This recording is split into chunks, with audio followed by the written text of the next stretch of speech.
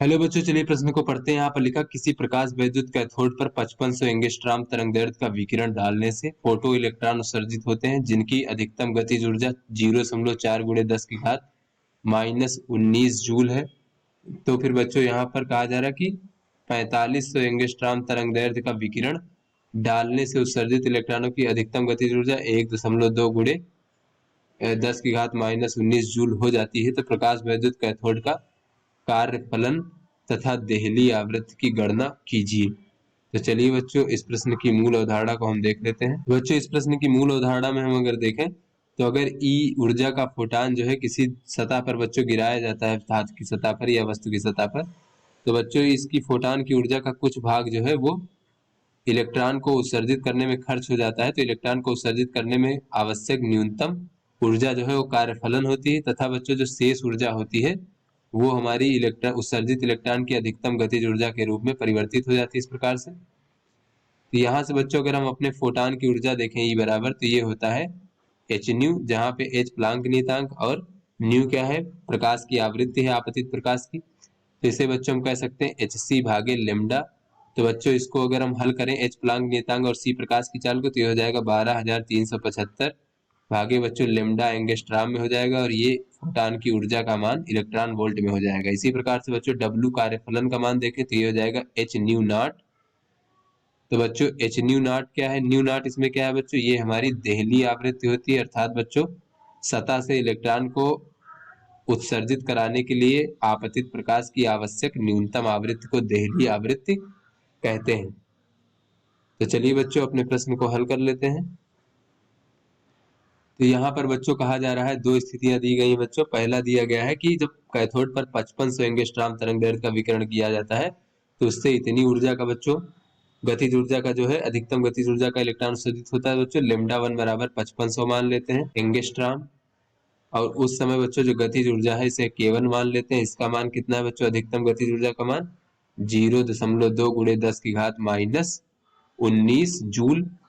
इसको बच्चों electron volt में परिवर्तित करें तो इसको 1.6 से भाग दे देंगे बच्चों, तो ये हो जाएगा हमारा 1/8 गुणे 10 की घात बच्चों 10 की घात -19 कट जाएगा इस प्रकार से, और ये 1/8 इलेक्ट्रॉन वोल्ट प्राप्त हो जाएगा। इसी प्रकार लेमडा 2 मान लेते हैं बच्चों। यहाँ पर लेमडा 2 बराबर बच्चों क्या है, ये 4500 एंगस्ट्रॉम मान लेते हैं।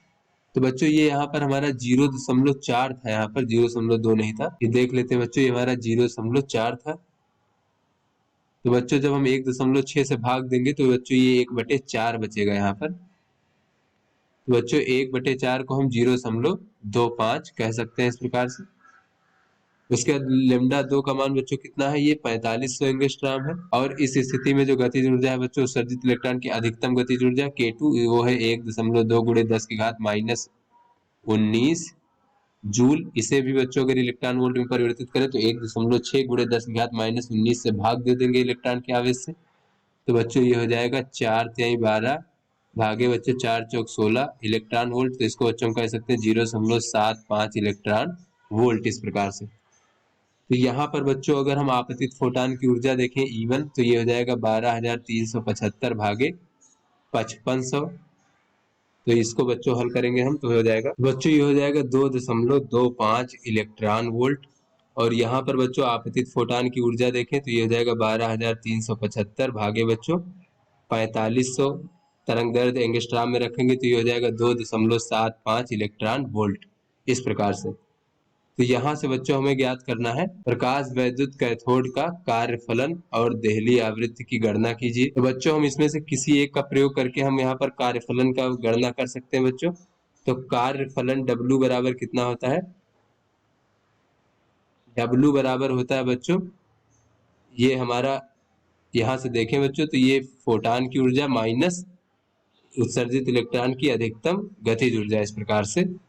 तो यहाँ से बच्चों ये W बराबर हो जाएगा, यहाँ पर अगर हम E1 का मान ले लेते हैं बच्चों तो ये हो जाएगा 2.25 इलेक्ट्रॉन वोल्ट, माइनस K1 का मान ले लें तो ये हो जाएगा 0.25 इलेक्ट्रॉन वोल्ट।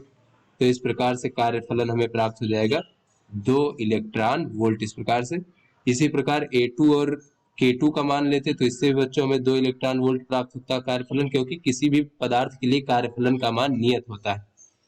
तो बच्चों कार्यफलन अब पता चल गया। अब देख लेते हैं कि देहली आवृत्ति कितनी होती है बच्चों। कार्यफलन बराबर होता है एच न्यू नॉट। तो यहाँ पर देख लेते हैं बच्चों, W बराबर हमें प्राप्त हो गया है 2 इलेक्ट्रॉन वोल्ट। इसे अगर हम जूल में परिवर्तित करें तो 2 गुणे 1.6 गुणे 10 की घात -19 जूल हो जाएगा। तो यहाँ से बच्चों ये एच न्यू नॉट होता है बच्चों हमारा कार्यफलन, और ये हो जाएगा 16 दूना 32 यानी 3.2 गुणे 10 की घात -19।